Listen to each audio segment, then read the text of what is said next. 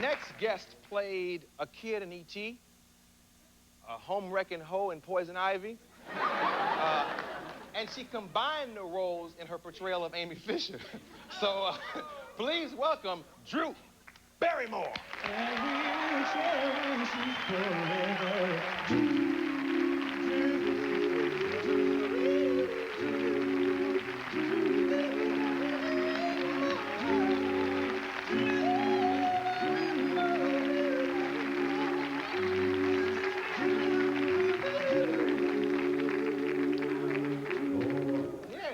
They wrote that today. It's called Drew. Well, coming from them, that's incredible. Yes, you guys are amazing. Boy, oh boy, I'm glad to see you. Glad to see you. Let's talk about this Amy Fisher thing. There were 3 of them. How did you decide which one you were going to do? I chose the ABC one because, I mean, this story has had so much hype. Everybody's followed it, including me, I have to be honest. Mm-hmm. But the ABC didn't point any fingers. It wasn't like, this person's wrong, this person's right. And it wasn't judgmental, and I appreciated that because I was so tired of everybody pointing the finger at each other. So I liked it, and it was honest, and it was truthful, so. Yeah. And challenging. Okay, now that it's all over, what do you think of Butterfugo? Do you think, you know, they knock boots? I mean, you know. Yes. Okay. Who doesn't? I mean, they had motel receipts, people saw them together. I mean, you know, the fact that he wasn't brought up on charges was ridiculous, you know? Even a trial, at least, you know? Yeah. But they said she wasn't an expert witness, you know, and I can sort of understand that, you know? Her testimony being a little questionable, so. She profited from this whole thing, right? I don't know if she actually made any money. I do know that, I think it was NBC put up the money for her bail so she could get out. I think that was the deal, that movie companies put up money for her to get out on bail. I know that ours didn't, because I couldn't even meet her, because the contracts were so tough. Nobody could meet her from any of the other projects except for the ones that had her rights. So, you know, ours wasn't involved with her. It was based on the court cases and, you know, the facts, really. Yeah. Let's flash back for a moment to the intro that I did when you came out. Are you worried about getting... What did you call me? Well, I just said... I was talking about your roles, you know, your characters, not you. Nothing but a hoe? No, you played a hoe. Now, what... Okay, in all fairness, we should stop and go back even further. Poison Ivy, what would you call her? A hoe. Okay. You know what I'm worrying about? I'm not worrying. Your mom, your publicist, do you worry about being typecast? Well, Poison Ivy, I mean, let's get down to it. The woman basically used every part of her body to get everything that she wanted. I don't even know if she really liked sex. She just knew she could use it to get whatever she wanted.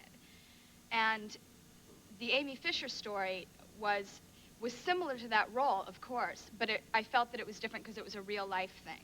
And, you know, when you're an actress, you have to build a creativity and you have to create your characters and, you know, sort of try and figure out somewhat of an understanding for them. Whereas with Amy, I had to imitate her and not be creative. I had no latitude to be creative. So that was really different for me. And, you know, in our story, we did not really exploit her with all the men she was with. I didn't want to do that because we all know that she was a prostitute and we all know that, you know, we all think she had an affair with Joey. I didn't want to keep pressing that in people's faces. Yeah. Of the 3, yours actually did the best in the ratings, right? Yeah, we were really lucky. We're really happy. Yeah, you were probably very proud. We're going to take a commercial and come back and talk about a few more interesting things in your life. This is Drew. We'll be back.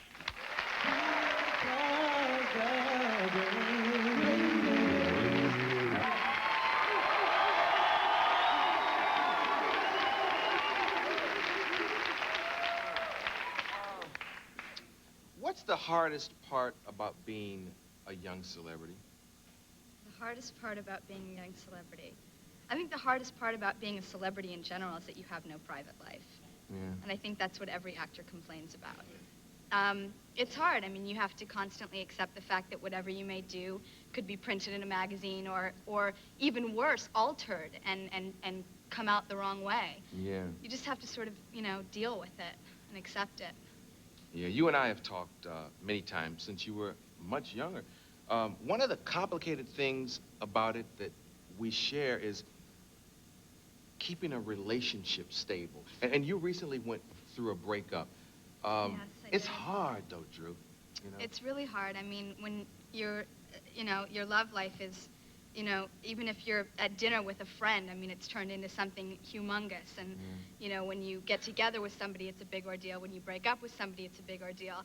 And, like, it's not painful to break up enough. They have to talk about it all the time. And, so that part is really hard. You just have to try and to keep a certain aspect of yourself completely private from everyone, so you have no chance of that, Yeah. Exploited. Yeah, and she had double trouble because she was dating this kid who was also a star from, what's the show? Jamie Walters from The Heights. The Heights. Yeah, and like, so you're both busy and into what we're all into, and it's even harder. It's really difficult. Yeah, I mean, it's a sad thing, and I'll be honest, I absolutely love and adore him, and he's an incredibly talented person, and I think he's going to do really well, and I know we'll always be friends, because we love each other. Yeah. Yeah, aren't I nice? No, it is. I mean that, too. I adore him. He's a wonderful person. Yeah, it was just a professional thing. It's rough. It's rough. It's hard. You're the product of a divorce, right? Yes. That's something else we both have in had to think about that for a second. Yeah, it's like, I was like, was Dad there? Yeah. Dad wasn't even there. I forgot about him. But I went through the same thing. Did you see the article in the paper recently about the kid? Yes. Yeah. What do you think about that? The kid who got divorced from his parents, I mean, I think that's so great. I did this movie when I was 8 years old called Irreconcilable Differences with Ryan O'Neal and Shelley Long, where I divorced my parents. And, this was 10 years ago, and the concept back then was absolutely like adults didn't understand it at all. I think it's great. I mean, I was watching a program the other night on abused children and how these people are going in and saving them and everything. I mean, I think it's so important that we are supportive of abused children and making sure that they're put in a proper place. And if that means divorcing your parents, then so be it. So good for this kid. I think that's great. Yeah.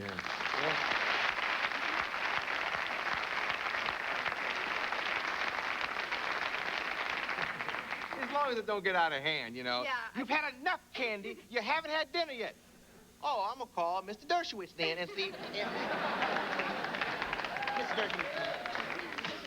Dershowitz.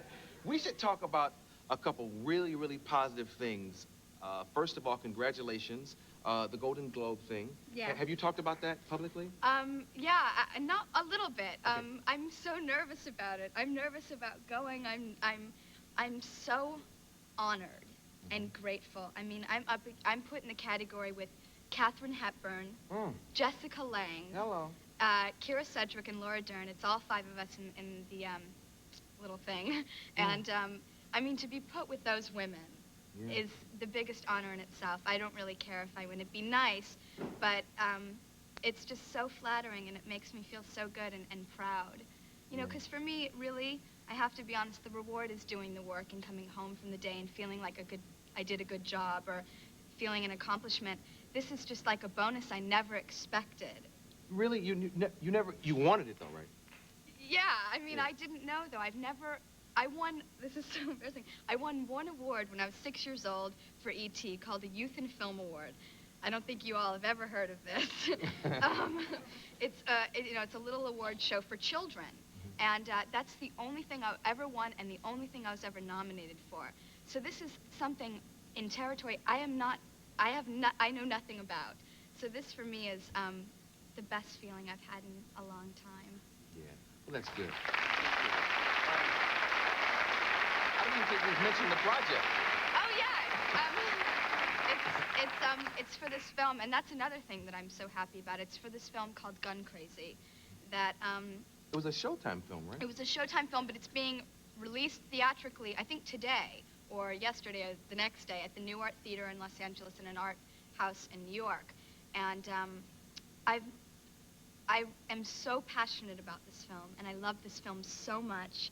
And to be nominated with this film is also a bonus because I care so much about it and I fought so hard for it and I loved doing it so much. What was it about that you fought so hard for the role?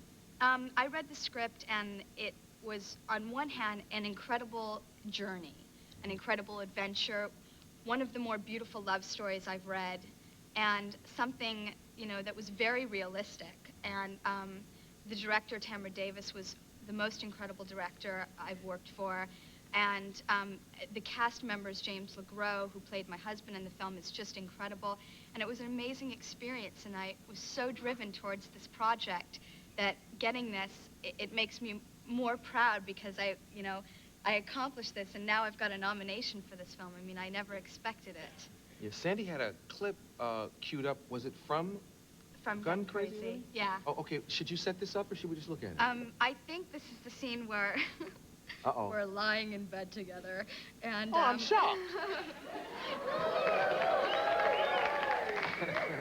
And we've been on the run. We're a couple that meets through letters. We become pen pals, and he's in jail. And when he gets out on parole, we get married, and we're just trying to live this life. And through the course of a lot of terrible things, we get put in a position to have to be on the run.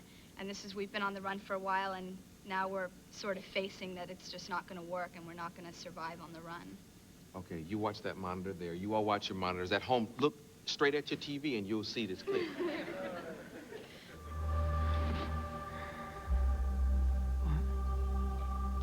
Just set us off. Because they're gonna catch us.